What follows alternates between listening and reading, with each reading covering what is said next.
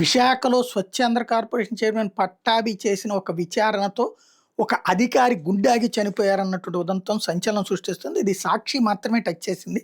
స్వచ్ఛాంధ్రప్రదేశ్ corporation chairman Pattabhi Gajuwaka TDP MLA Palla శ్రీనివాసరావుతో కలిసి నిర్వహించిన సమావేశంలో ప్రశ్నల మీద ప్రశ్నలతో తీవ్ర ఒత్తిడికి గురైన ఎస్సీ కుప్పకూలిపారు. గుండెపోటుతో ప్రాణాలు కోల్పోయారు. ఈ విషాద ఘటన గురువారం విశాఖపట్నంలో జరిగింది.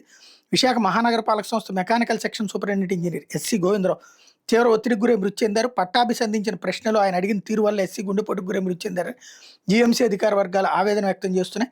చెత్త పెరిగిపోయి దుర్వాసన ప్రబలుతోందంటూ నగరంలోని 76వ వార్డులో స్వతంత్ర నగర్ వద్ద గార్బేజ్ ట్రాన్స్ఫర్ స్టేషన్కి స్థానికులు తాళాలు వేసిన విషయం తెలిసిందే. ఈ నేపథ్యంలో పట్టాభి గురువారం జీవీఎంసీ గాజువాక జోన్లో సమీక్షా సమావేశం నిర్వహించారు. సమాధానాలు చెప్తున్న ఎస్సీ మీద ప్రశ్నలు వేశారు. డంపింగ్ యార్డుతో చెత్త నిల్వలు ఎందుకు ఎక్కువ ఉన్నాయి?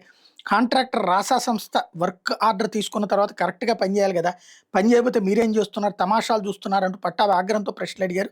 దీంతో తీవ్ర ఒత్తిడికి గురైన ఎస్సీ తనకు దాహం వేస్తుందని సైగ చేస్తే పక్కనున్న అధికారులు అందుబాటులో ఉన్న కొబ్బరి నీళ్ళని ఇచ్చారు. అప్పటికే షుగర్ ఉండటం విపరీతమైన టెన్షన్కు గురై ఎస్సీ ఒక్కసారిగా కుప్పకూలిపారు. అధికారులు ఆయన నగరంలోని ఇండస్ ఆసుపత్రికి తరలించారు. అక్కడ చికిత్స ప్రారంభిస్తుండగానే ఆయన ప్రాణాలు విడిచారన్నటువంటి హైలైట్ చేశారు. అయితే పట్టాభి అయిన మనిషిని చచ్చిపోవాలని కోరుకోరు. పబ్లిక్ నుంచి మొన్న ఆందోళన జరిగి తాళాలు వేశారంటే సీరియస్నెస్ ఉంటుంది. దాన్ని క్వశ్చన్ చేస్తే చనిపోవడం అన్నటువంటిది ఆవేదన కలిగించే అంశమే.